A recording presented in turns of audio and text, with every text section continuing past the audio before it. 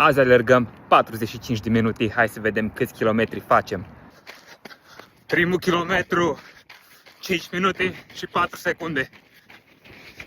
Kilometru 2 4 minute 47 de secunde. Kilometru 3 4:36. Kilometru 4 4:32. Cred că mergem spre 10.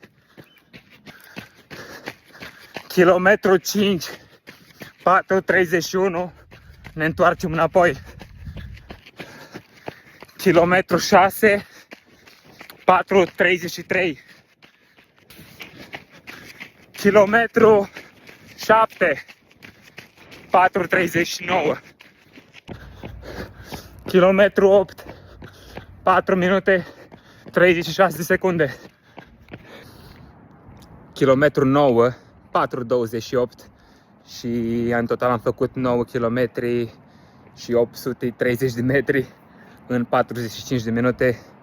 Cam asta e pe azi. Este ziua 27 din 75 hard și sper că ne vedem mâine în videoclipul următor. Te salut, numai bine!